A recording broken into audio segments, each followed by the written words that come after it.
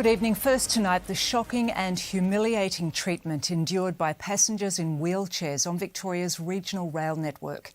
A 10 News First investigation has uncovered heartbreaking stories from passengers with disabilities who were abandoned on platforms for hours, denied access to bathrooms, and even forced to travel in cargo holds just because they can't walk. I'm joined now by 10 News First reporter Candice Wyatt, who has been examining this issue. Candice, you've spent weeks looking into this story and you've found horrific evidence of discrimination. Absolutely, Jen. This story has brought me to tears multiple times during the past few weeks because this situation is something that we as Victorians should be ashamed of. The lack of access to trains for disabled people in the country has created a divide between the regions and the city. Now, the state government has accessibility targets to meet by the end of this year and in 2032, but it has admitted to us that those targets are out of reach. And as you're about to hear, this has led to some utterly awful experiences. Stranded 200 kilometres from home. They said that I couldn't get on the train because I couldn't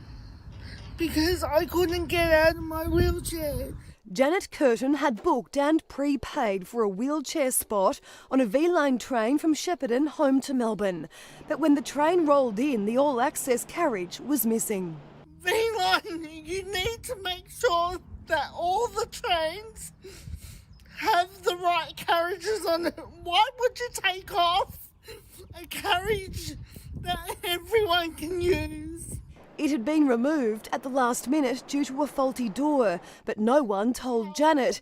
In fact, the station attendant said she wouldn't have been left behind if she could walk.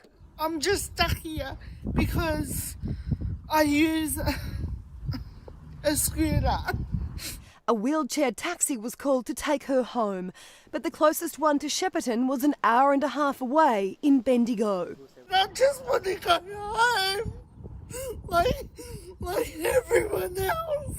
That cab ride cost taxpayers almost $400. It is a lot of money to get one person back from Shepparton, and our apologies go out to that passenger for the travel. That's not the experience that we want. But Janet's story isn't unusual. In fact, the state government has an uncapped wheelchair taxi budget to help get disabled passengers to where they need to go when the system fails them.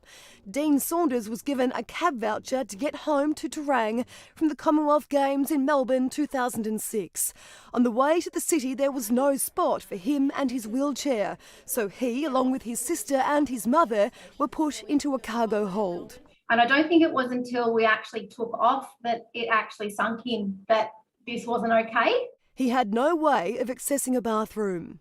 Yeah, awful. He accepted a cab voucher for the trip home because he was traumatised by the ride to Melbourne. And in the 16 years since, he's never been back on a V-Line train. They need access to do things that everybody else can do. Dino just mentioned about going to the footy. You can't just jump on a train and go where you want to go. Protests were recently held at both regional and metro stations in response to the rail network's lack of disabled access. The city have got everything. What is Bourneville? Bourneville are lost. They're lost. Dr. George Teleperis was also once put in a V-Line cargo hold and has never travelled on one since. I was out to never do that again. It was traumatic. He's now the chair of the Victorian Disability Advisory Council. We need to be treated equally. We need transport providers to be held accountable to the standards. We need dignity. Some advocates say the lack of access is inhibiting disabled people from using trains to get to jobs and medical appointments. What we're looking at is a human rights issue. People with disabilities deserve the same rights, the same access to their public services as everyone else in the community. She says it's leading to a life of isolation. I'm in touch with quite a few people who actually never leave home. By the end of this year, Victoria's train stations are supposed to have the infrastructure in place that makes them accessible to everyone. And the rolling stock is supposed to be accessible to everyone by 2032. Those targets were put in place 20 years ago. Now the state government admits it's not going to reach them. We won't get there by the end of this year, but it's a complex task. We're working towards it.